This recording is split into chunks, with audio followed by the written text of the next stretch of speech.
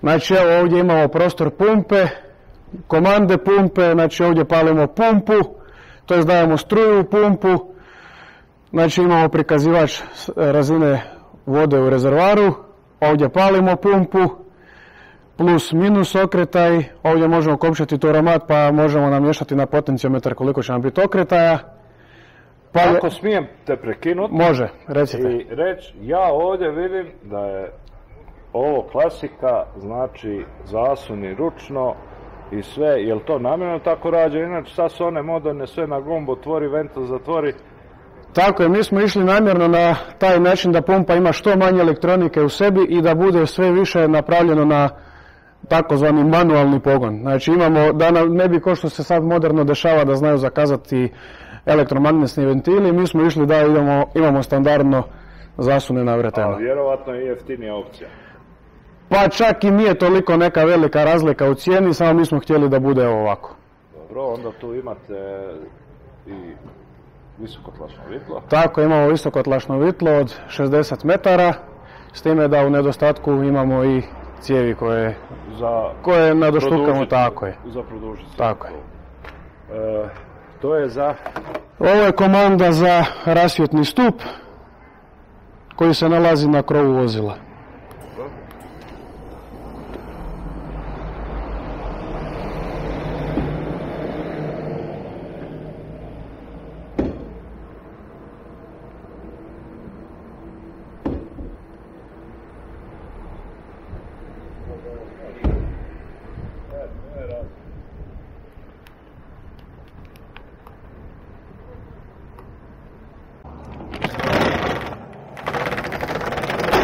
Znači imamo zadnji desni boks u kojem se nalaze ljestve, teleskopske ljestve, visokotlačne cijevi,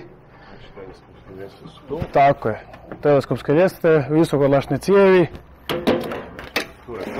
koritasto nosilo sa imobilizacijskom daskom,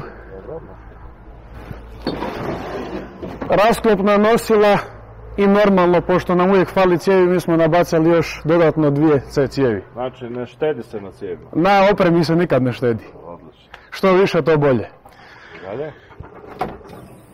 Imamo higijensku stijenu sa špilicom za vodu, dezinfekcijsko sredstvo i imamo zrak za ispuhivanje ili ruku ili opreme. Znači tu je i četka koja se može spojiti na izvor vode i možete i čizme od blata ili nešto krupnije oprati. Ovo je inače na zapadu u Njemačkoj i Austriji standardna oprema. Tako je, koja mora biti u vozilu po njihovom pravilniku, a u Hrvatskoj je ovo odlično da je počelo isto tako se ugrađivati ovako ovaj modulić za higijenu. Odlično. Da vidimo šta ima dalje. Znači hidranski nastavak, međumješalica. Možeš izvući taj? Može, tako isto izvlačni. Odlično, tako zgodno napravljeno, lagano. Znači tu imamo... Ovo je međumješalica 200 ili 400 litarska? Međumješalica je 200 litarska. I imamo jednu 400 litarsku ovdje. U biti ovo je 200, da. Vodeni štit. Mlaznica koplje, možeš nam samo to ukratko pokazati? Evo, pokazat ćemo. Znači, to mlaznica koplje. Jel imate onaj čekić za nju, za ovdje, za udarat? Čekić imamo u drugim policama. Inače, ovo se koristi za gorenje krovnih konstrukcijama, tako? Može se... Pa može se u knauf, ako se negdje iza knaufa zavuče drvene konstrukcije, možemo zabiti u knauf i pomoću nje gasiti. I na tu se spoji D. Tako je, D cijevi. D cijevi i... Marko Popović, to je ono što sam te pričao. Eto, samo tako da znaš. Dobro, može spremiti. Može. Nazad.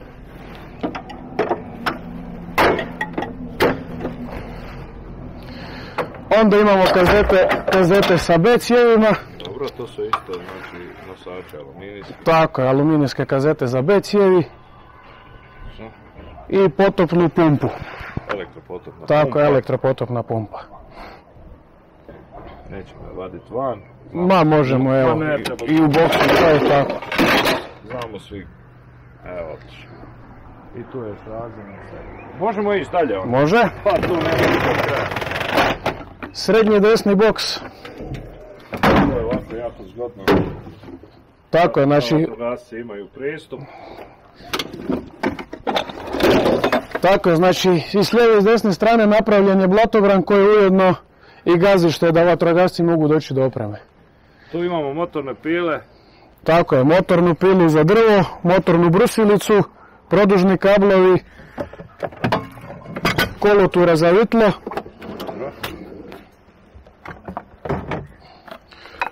Kolotura za vučno vitlo.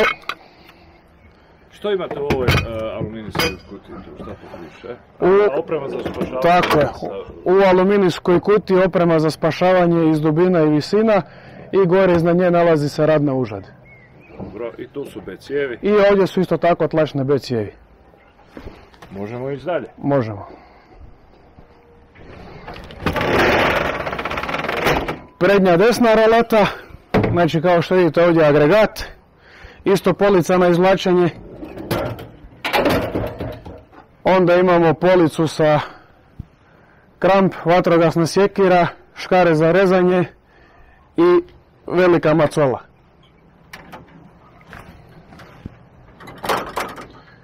Onda imamo huligan, standardnu običnu sjekiru i pologu ili pralicu kako je već drugi ljudi zovu.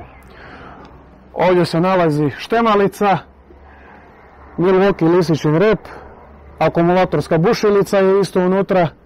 Imamo veliku električnu brusilicu, kutiju sa električarskim alatom i kutiju sa alatom obični viličasti ključevi, šaraf cigeri i razna klješta. Ovo i sve je lijepo ovako još sa strane napisano, tako da se zna što se tu u ovom boksu nalazi. Sve je osvjetljeno sa LED svjetlima iznutra. Nema ovdje za što više dodat. Prekrasno. Eto i na prednjoj strani vozila još imamo vučno vitlo.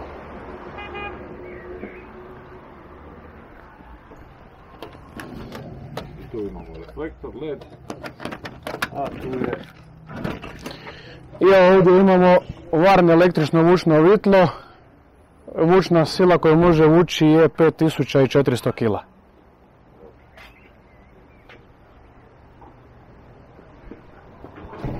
Evo ga, to bi bilo ukratko od mene. Nije kratko, ovo je bilo opširno i temeljito. Hvala ti puno što si nam prezentirao ovo vozilo. Želimo vam što manje intervencija, a da se koristiš što više za ovakve vježbe i prezentacije. Neka vam je sretno s tim vozilom. Dragi gledatelji Croatian Firefighters YouTube channela, ovo je bilo sve iz DVD-a Halubijan i njihovog novog navodnog vozila. Pozdrav od Croatian Firefighters channela iz Viškova. Viškova, Halubijan DVD. Pozdrav!